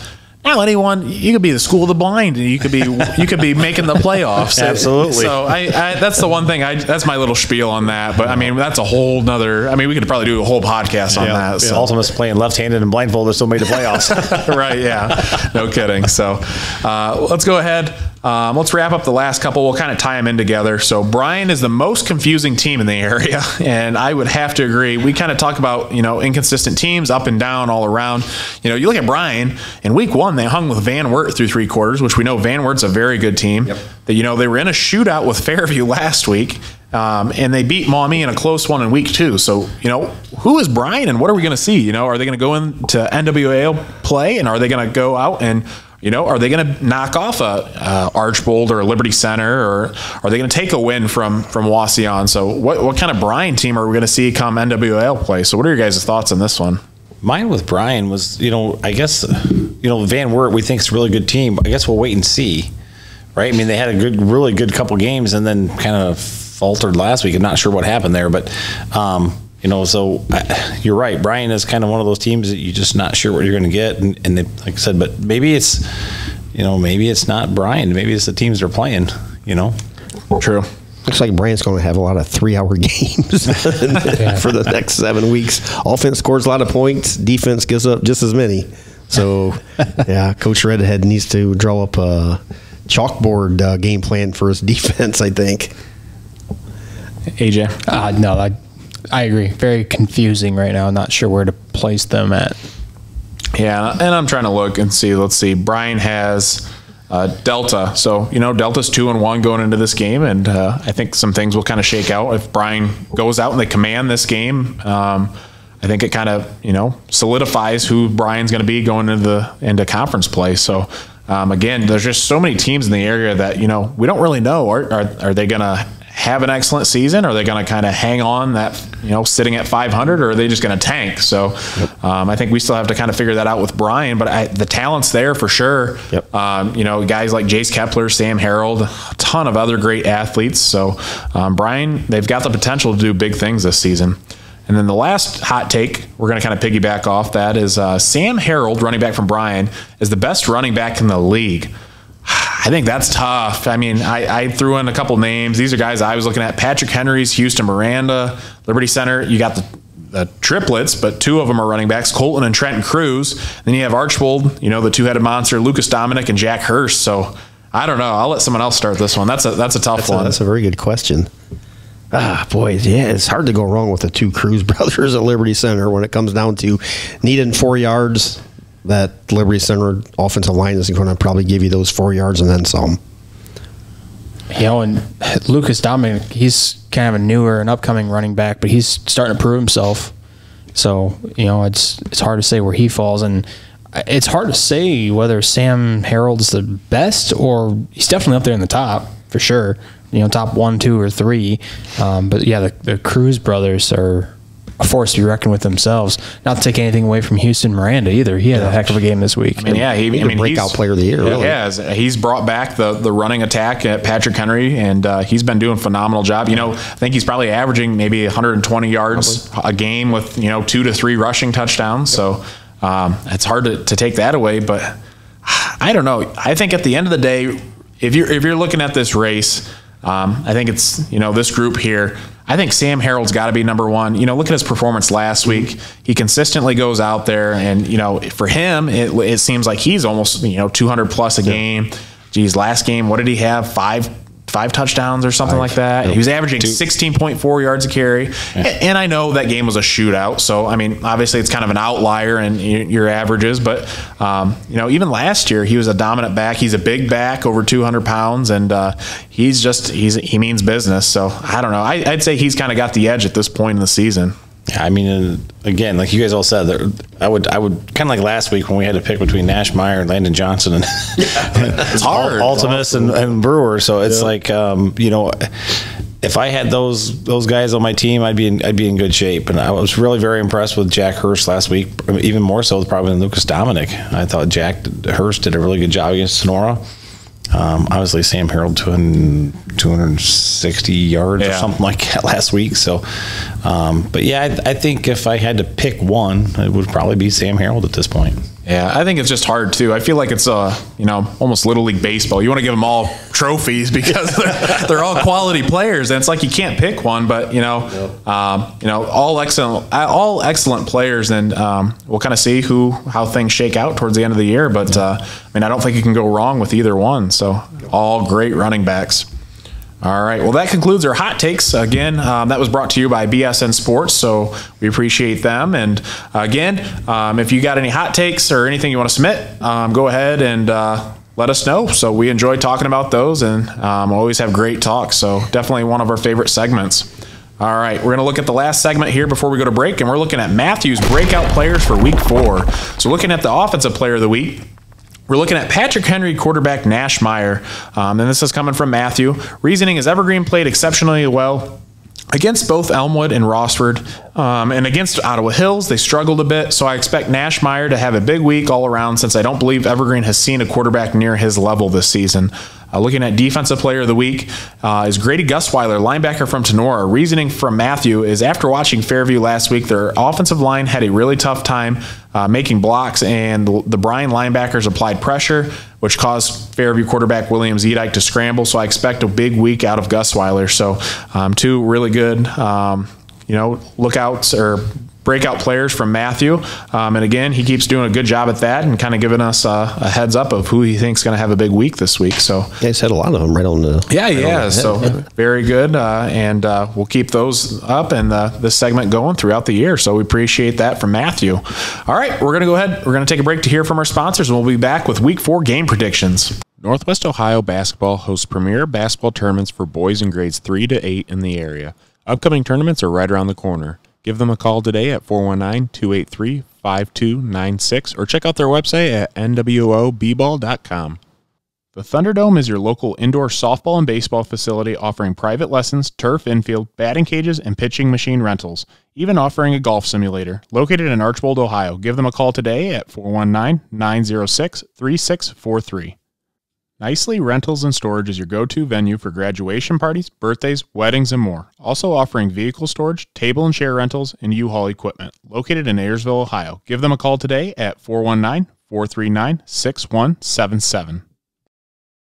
Back on the NWO Sports Podcast, and we're looking at Week 4 game predictions. So we'll go ahead and we'll kind of roll through and we'll get things going. So we're going to start with the NWO Sports Game of the Week, and this one's kind of a give me. Looking at Liberty Center 3-0 at Archbold 3-0, and we talked about this could possibly be one of the biggest games of the year. Definitely want to be at this one. I know there's going to be a lot of media and press there as well.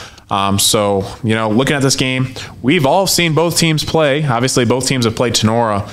Both very excellent teams. I think from top to bottom, look at roster size, very similar. Both have 65 plus kids. You look at size of the offensive defensive lines, very similar. Man, do they really match up well on paper. But, after kind of watching both play, and obviously we saw Liberty Center play Tenora in their first game, and you could tell it was the first game. And, now they have a different quarterback in Landon Amstutz.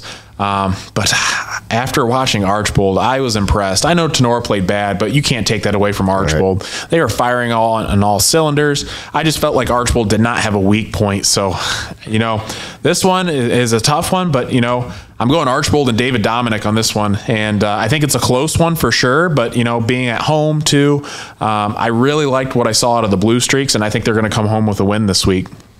Yeah, boy, this is one of those games you hate to pick. It is. Two great coaches, two great programs. You really can't go wrong.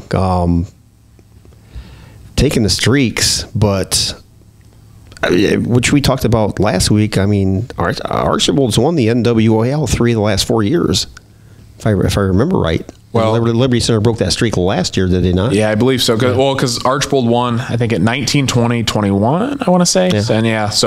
And people forget Archbold was, they were the top dog in the NWAL, and they have a really good team this year from defensive backs to linebackers to quarterback. So, Liberty Center's a good team too. So, AJ, what are your thoughts? Oh, I'm right there with you, Keith. It's going to be a slugfest, and I hate to pick this game. I want to sit back and just watch it. I know that's what we talked about. We're going to have something. We're going to have to watch this game for sure. But with the way I saw Archbold perform against Sonora, fundamentally they looked very crisp. So I'm going to go with Archbold here. And I'm going out on a limb, fellas. I think Liberty Center is going to dominate this game. They've been playing very, very well the last couple of weeks. They didn't play very well the first half against Sonora, but again, the change at quarterback, they've thrown up 40 points the last couple of weeks. I think they're just firing all cylinders. And I love Archbold. I think they look really good. I just think Liberty Center is going to be too good for them come this week. And Bryce had Archbold and Matthew had Liberty Center, so we're pretty split even on that game, and that's going to be one that you're not going to want to miss this year. So really quick, the question is, 2 years ago, Archbold won the regular season game, right? Then Liberty Center beat them in the playoffs or something like that. I think it was the last second field goal by Carly Roth. Yeah, Carly Roth, the kicker. Yes. She was a girls soccer player. It was like the third field goal kicker of the year because the other two were injured. Yeah, do you think something like that's going to happen again, guys? I mean, there's still that out there. It could definitely be a field goal. I think this one that's going to come down to the fourth quarter for sure. Yeah. All right, let's look at the next game. Delta 2-1 at Bryan 2-1. We kind of discussed this a little bit earlier. What kind of team are we going to see out of Bryan? Are we going to see the good, the bad, or the ugly team out of Bryan? But at the end of the day, Bryan's still 2-1 and Delta's 2-1. But I think Grant at Redhead and the Bears over the Golden Bears, I think they take this one out with a win. It's at Bryan and that awesome facility as well. Yep. I think Bryan kind of gets into the swing of things here, so I'm going Bryan. I'm taking the good Bryan team here. I'm going to go with the Golden Bears as well. Yeah, I'm going with Bryan. I think the last week they threw a bunch of points up on the board. I think they're ready to go. Uh-oh, Tony. I got to make one quick point. The Delta people love you, so I know they do. But you're always on Delta's side. And I just think Bryan, if Bryan hadn't scored as many points as they had this past week, I would be picking the other way, I think. But Bryan threw up 60 points. I think they're going to be able to do that again. Bryce had Delta and Matthew had Bryan. So, again, Bryce was the only one that chose Delta this week. Looking at next game, Patrick Henry 3-0 at Evergreen 2-1. I think this game could get interesting. Evergreen's really kind of showed some improvement this year. They knock off Elmwood. They knock off Rossford last week. So, I think this one's closer than people, originally anticipate. So, but at the end of the day, Patrick Henry, Coach I, Nash Meyer, Houston Miranda, Landon Johnson. Enough said. I'm going Patrick Henry. I think you pointed everything out on the bulletin board right there, Logan, starting with Coach I. I mean, that's really right there. We got a 30-plus year coach and a basically first-year coach. Grant Smith, too. So, I mean, Evergreen likes to get out there and throw the ball. And Grant Smith, who's coming off a game with 7 sacks, that's going to be tough to get the ball off if you're the Vikings. Yeah, I'm taking the Pats. Yeah, Patriots. Pats for me. Bryce and Matthew had Patrick Henry, so Patrick Henry from all of us. Next game, Swanton 0-3 at Wauseon 2-1. I think this one, we know Swanton's struggling right now. They're trying to get a win on the board, but I don't think it comes this week against Wauseon. Wauseon's coming off a big win against Eastwood. And we'll see, can they put together a consistent performance this week, which is what we talked about before. This is a game they need to go out there. They need to put up 40 points, and they need to play crisp, fundamental football to really kind of get into the swing of things for playing these tough NWAL teams. So I'm picking Wauseon on this one. Yep, picking Wauseon and Coach Moore getting them ready for that back end conference schedule. Wauseon for me. Go Indians. Bryce and Matthew both had a Wauseon. Wauseon from all of us. Next game, Antwerp 3-0 at Hicksville 1-2.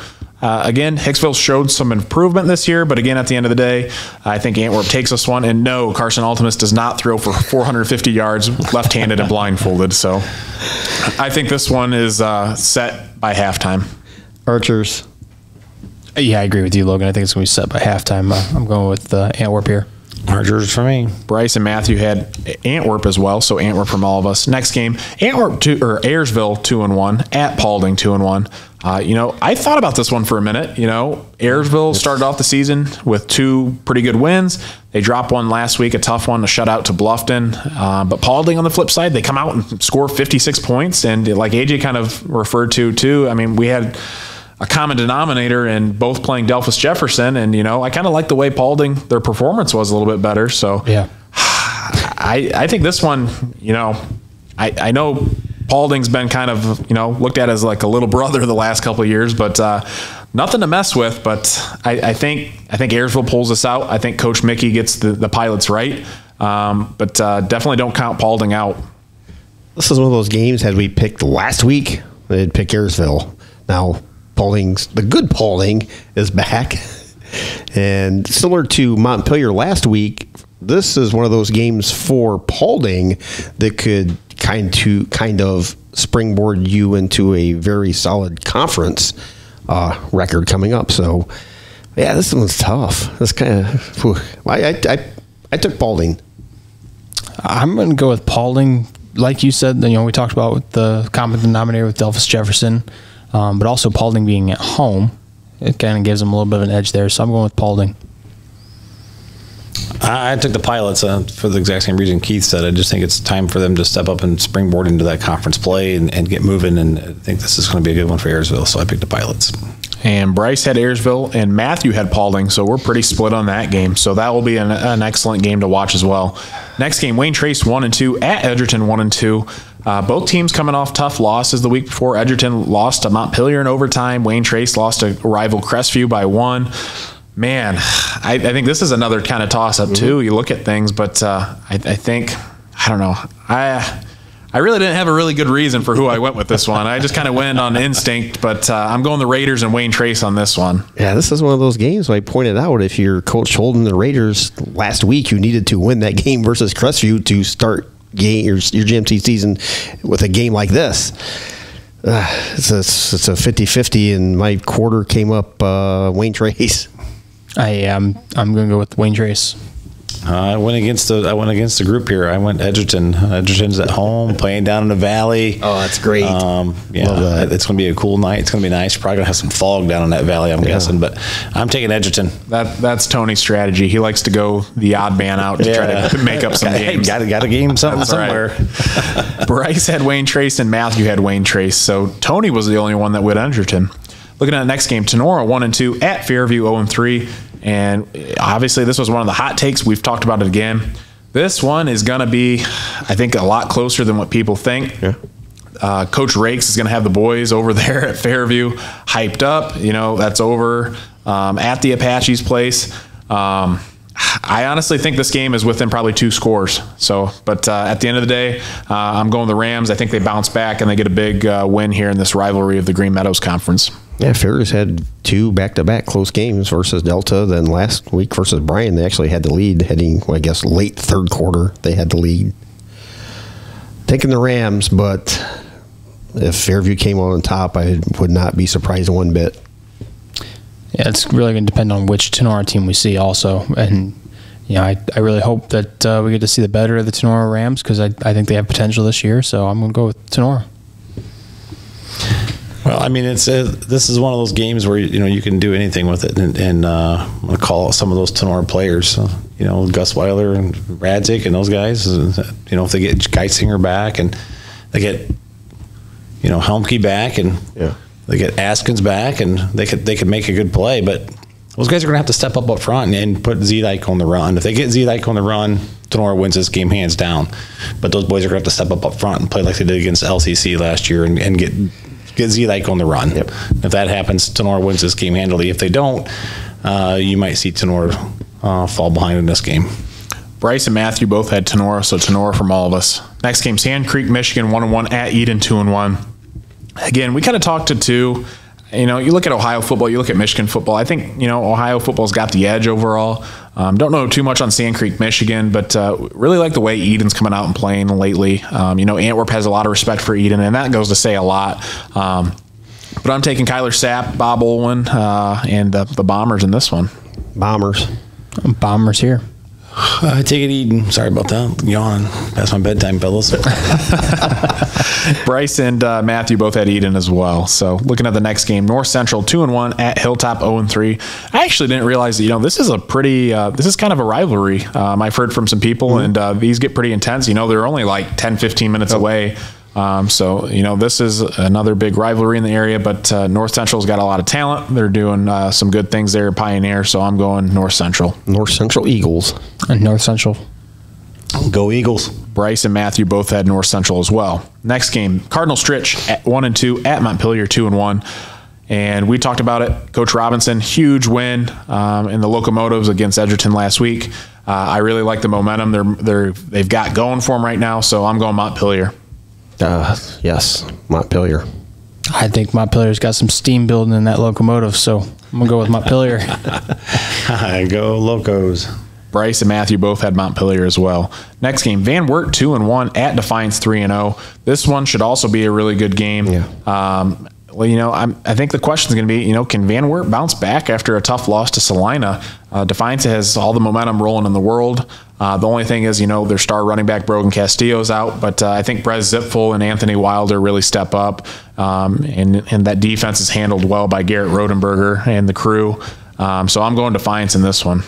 Coach Cooper's got the Dogs playing well, taking Defiance. Yeah, I'm rooting for the Bulldogs here, so go Defiance.